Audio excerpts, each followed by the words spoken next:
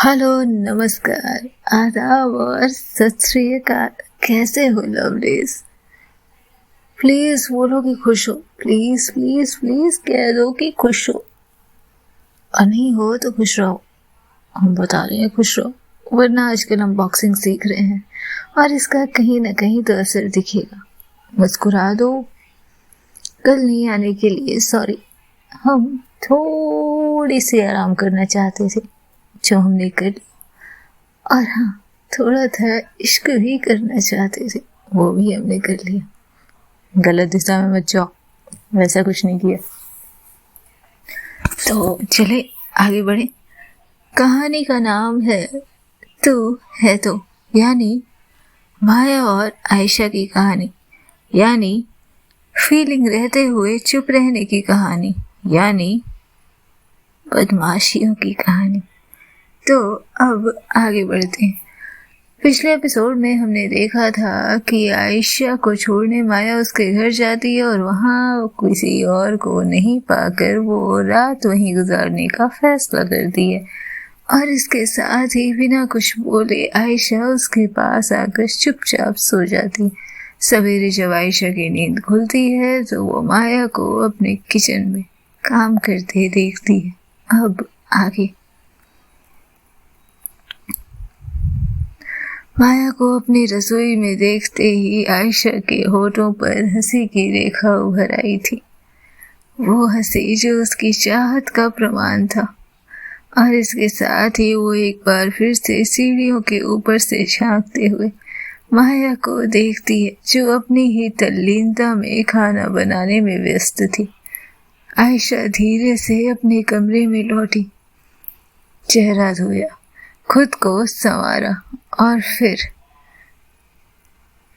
खुद को तैयार करने वॉशरूम में चली जाती है। स्नान करने गई थी शायद, तभी कमरे का दरवाजा खटखटाए बिना एक बार फिर से खुलता है। आयशा को सुनाई दी थी ये आवाज, लेकिन फिर कोई आवाज नहीं और आयशा फिर से स्नान करने में तल्लीन हो गई थी। जब दोबारा आयशा अपने कमरे में आती है, खुद को संवारती है और फिर अपने कामों में लगी होती है, तभी एक बार फिर से माया अंदर आती है।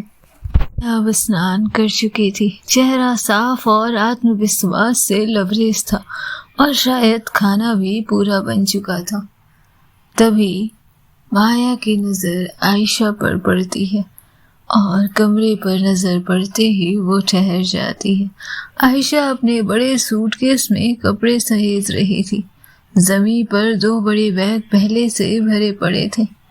माया की सांसें अचानक थमने लगी थी। उसकी आंखों में एक हल्की घबराहट उतर आई। अचानक से आयशा कहाँ जाने की तैयारी में थी। उसने धीमी आवाज में पूछा, कहाँ जा रही है आयशा? ये पैकिंग किस लिए? आयशा चुप रही। उसने अपने सूटकेस की चैन बंद की, उसे खड़ा किया और आईने के सामने जाकर खुद को देखा। जैसे जवाब उसके होठों पर था ही नहीं, ये शायद कहने की हिम्मत नहीं थी।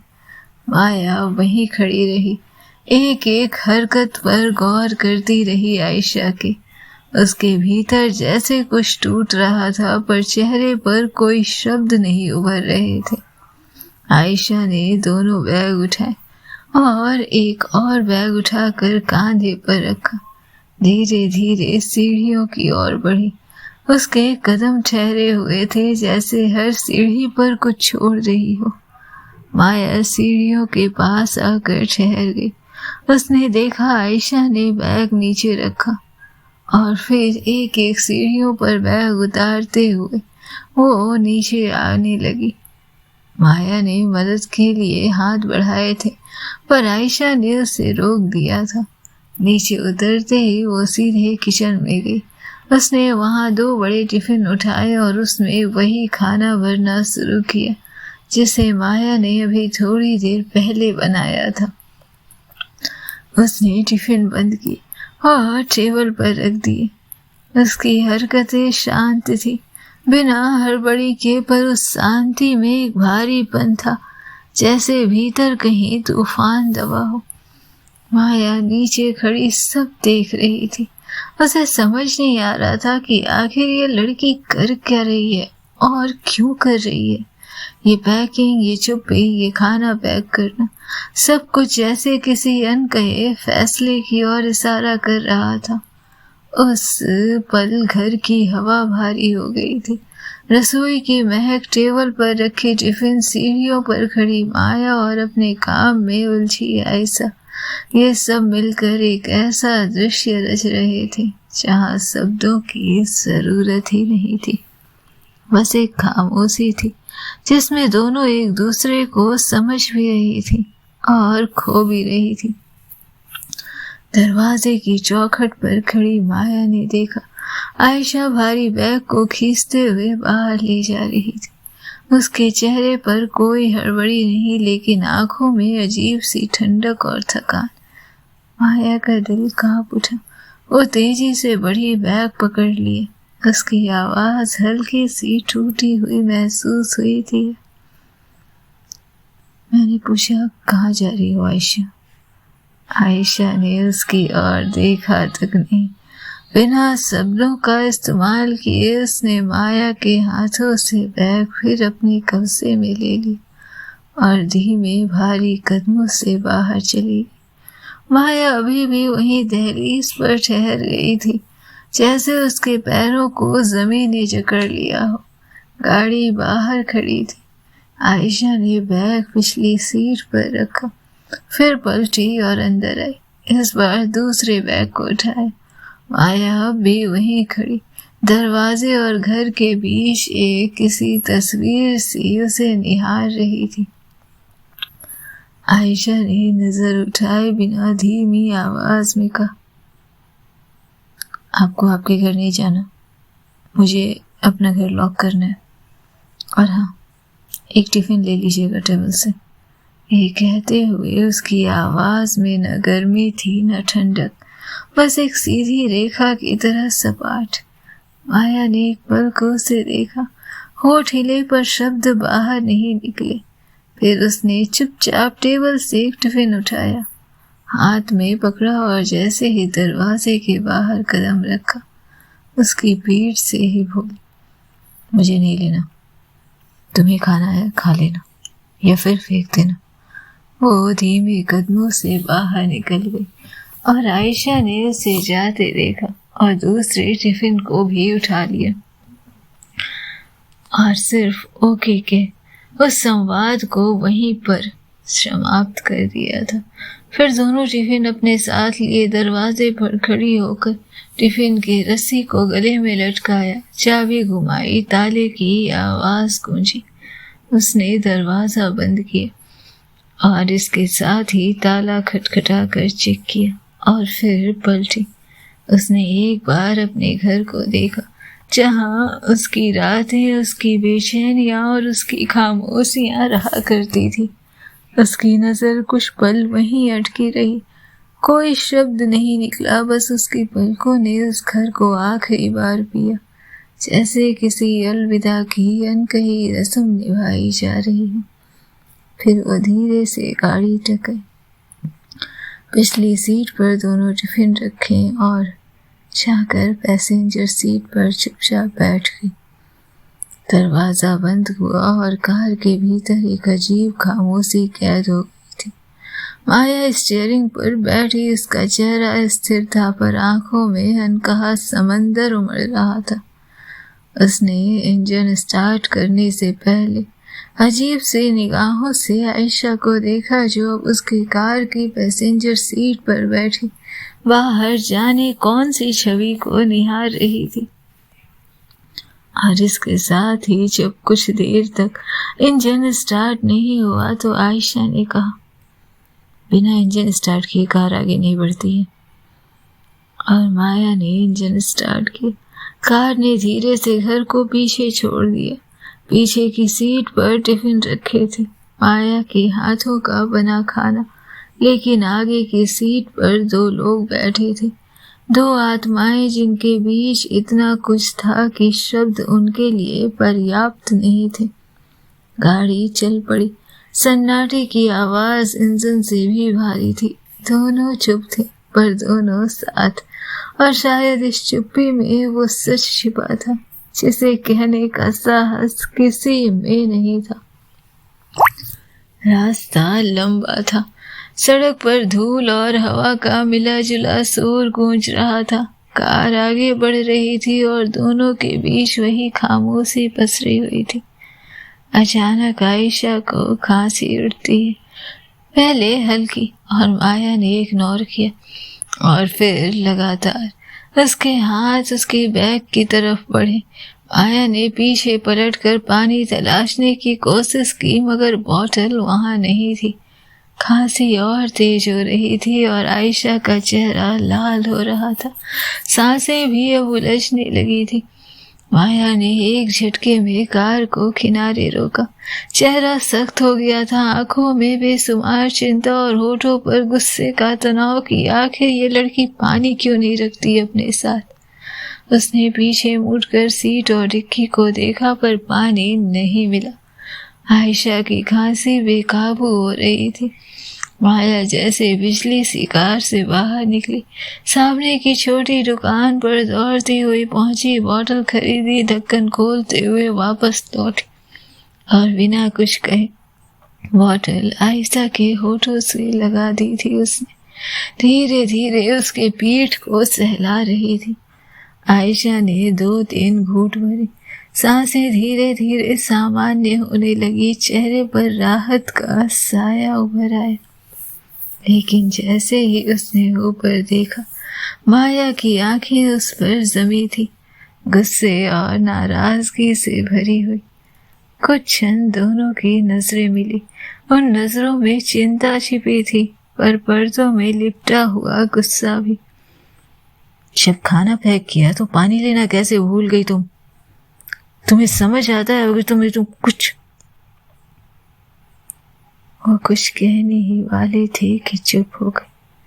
जानती थी माया कि अगर उसने अपने गुस्से का इजहार किया तो आज उसके इस होठों से निकलते शब्द और उसके अदला बदली से माया की कमजोरी आयशा को पता चल जाएगी। आयशा उसे देखती रही और फिर चुपचाप नजरें झुकाकर कहा, पानी रखना भूल गई थी, सॉरी। माया ने बिना एक शब्द बोले बोतल उसकी गोद में रख दी, ड्राइवर सीट पर जाकर बैठी और झटके से कार स्टार्ट कर दी। और इसके साथ ही आयशा ने खिड़की से बाहर देखना शुरू किया, जैसे बाहर की दुनिया उसके लिए एक पनाह हो। हवा चेहरे से टकरा रही थी और उसकी आंखें गीली हो गई थी। उसके कानों में ईयरफोन लगाए और कोई धीमा सा गाना लगा लिया। माया ने उसे साइड आंखों से देखा, होठ सख्त हो गए। उसकी आंखों में अजीब सी सुगंध थी कि आखिर उसके साथ बैठी आयशा उसे ऐसे कैसे इग्नोर कर सकती। हर पल जिसकी निगाहें माया को ढूंढती रहती थी, आज वो आयशा माया को देख क्यों नहीं रही थी। हर वक्त माया के सामने जिसके होठ बंद नहीं होते थे, आज वो माया से कुछ कहना नहीं चाहती थी और इसके लिए उसने ईयरफोन का सहारा लिया था। चुभ रही थी वो चुप्पी माया को, और आयशा का दूसरी दुनिया में डूब जाना, उसे अपने पास होते हुए भी दूर होना, जैसे माया को बर्दाश्त नहीं हो रहा था। उसने गाड़ी के म्यूजिक सिस्टम का वॉल्यूम अचानक फुल कर दिया। गाना कान फाड़ देने वाली आवाज में गूंज उठा। आयशा चौंकी और उसने अपने ईयरफोन हटाने पड़े। उसने एक हल्की सी सांस ली, जैसे हार मानकर गाने बंद कर दिए हो उसने। माया ने साइड से देखा और इस बार उसके होठों पर एक हल्की सी लेकिन संतुष्ट मुस्कान उभरी थी, जैसे उसने कोई छोटी सी जीत हासिल कर ली। आयशा गुस्से में उसे देखे जा रही थी। इसी बीच सड़क पर चलते एक आदमी ने माया के डोर को नॉक किया और उसकी खिड़की को नॉक करते हुए उसे कहा, मैडम आवाज थोड़ा कम कर लीजिए, हमारे पास गाने सुनने के अपने साधन हैं। माया ने हैरानी और हल्की शर्म के साथ वॉल्यूम घटा दी। आयशा, जो अब तक ये सब देख रही थी, अचानक से उसके होठों पर हल्की हंसी उभर आई थी और उसके होठों से ये हंसी फूट पड़ी। वो हंसी छिपाई नहीं थी। माया उसे घूर रही थी। उसका चेहरा गुस्से में लाल हो गया और अगले ही पल उसने गाड़ी की स्पीड तेज कर दी और अचानक ब्रेक लगाकर कार को एक झटके में रोका। आयशा अपनी सीट पर लड़खड़ा गई।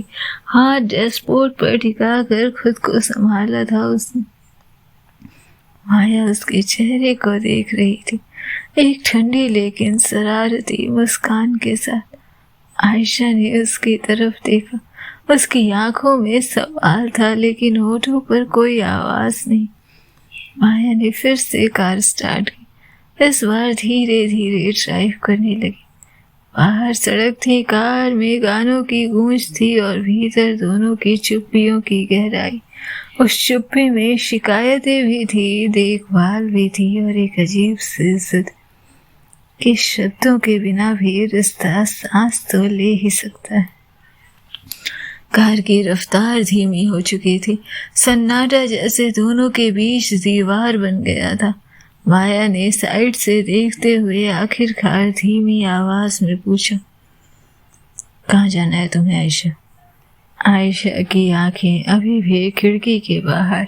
उसने बिना उसकी तरफ देखे कहा, जहाँ ये गाड़ी जा रही है वहाँ।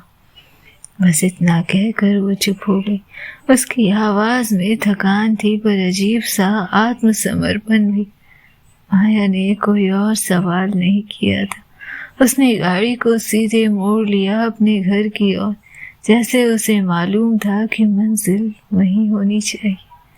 घर के दरवाजे पर गाड़ी रुकते ही आयशा ने धीरे से अपने बैग उठाए, दूसरे बैग को भी बाहर किए। माया ने उसे देखा और चुपचाप दोनों टिफिन उसके हाथ में देते हुए आयशा ने कहा, इसे चुपचाप लेकर अंदर आइएगा। और इसके अलावा वो कुछ नहीं बोली, बस कार से उतरकर दरवाजे तक साथ चल दी थी। उसने डोरबेल बजाई। अंदर से मेड ने दरवाजा खोला। चेहरे पर वही सहज घरेलू मुस्कान। आयशा उसके गले से लग गई। हाय दी, कैसे हो? ठीक हो ना? और वो उससे कहती है, आयशा आओ, कैसी हो तुम? और ये चोट, वो सब मैं बाद में बताऊंगी, पहले आप एक काम करेंगी प्लीज, ये दोनों सूटकेस ना गेस्ट रूम में ले जाकर रख दीजिए। उसकी आवाज में कोई आदेश के स्वर नहीं थे, अपनत्व के भाव थे। उसकी चाल में थकान थी मगर आवाज में वो ठहराव, जैसे वो इस घर में किसी अजनबी की तरह नहीं बल्कि एक परिचित जगह पर लौटी हो। फिर उसने माया के हाथ से दोनों टिफिन लिए और सीधे किचन में चली गई। मेड जब सिर हिलाते हुए सामान रखकर बाहर आई, माया वहीं दरवाजे से टिक कर आयशा को देख रही थी, गहरी चुप नजरों से। कुछ देर बाद जब मेड किचन में पहुंची तो आयशा ने कहा, दीदी प्लीज क्या आप एक कड़क चाय बनाएंगी? मेरा सिर बहुत फट रहा है, तो एकदम अच्छी सी इलायची वाली। और हाँ, जब तक मैं फ्रेश हो जाऊं तब तक खाना मत बनाइएगा, बस ऐसे गर्म कर दीजिएगा, अभी थोड़ी देर पहले ही बना है। उसके शब्दों में वो अपनापन था जो आदेश को भी मुलायम कर रखा था, और एक राहत की दूरी जो ये बता रही थी कि इस घर में जैसे अब हुकूमत उसकी थी। ये घर उसका था, यहाँ के लोग उसके थे। हर काम जैसे दूसरे पर डालकर वो खुद आजाद होना चाहती थी। मेड फिर भी सर झुकाकर होठों पर हल्की मुस्कान लिए उसके हर आदेश को सुन रही थी। दरवाजे से लगी माया ने सब देखा। उसका सीना भरा हुआ था, कितना कुछ कहना चाहती थी पर शब्द गले में अटके हुए थे। उसने बस मेड की ओर देखा और जब आयशा बिना कुछ बोले गेस्ट रूम में चली गई तो माया के कदम धीरे धीरे आगे बढ़े। मेड जो अब तक चुपचाप खड़ी थी वो माया की तरफ बढ़ती है और उसे चुप नजरों से देख रही थी। उसके होठों पर मुस्कुराहट उभर आई थी और माया ने उसे देखते ही कहा, सोचना भी मत दीदी कि कुछ भी आप कहेंगी। मैं कुछ नहीं कह रही दीदी। कहाँ आप सोच रही हो कि मैं कुछ कह रही हूँ? बल्कि अभी तो कहना शुरू ही नहीं हुआ है।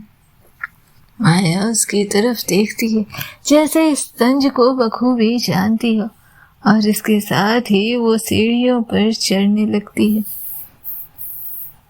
धीरे धीरे अपने कमरे की तरफ माया के कदम आगे बढ़ रहे थे, और सीढ़ियों पर चढ़ते हुए ठहर कर उसने कहा, वैसे दीदी जो जो कहा है वैसा कर दीजिएगा, और हाँ, हल्का पानी भी गुनगुना कर दीजिएगा, उसे दवा लेनी है।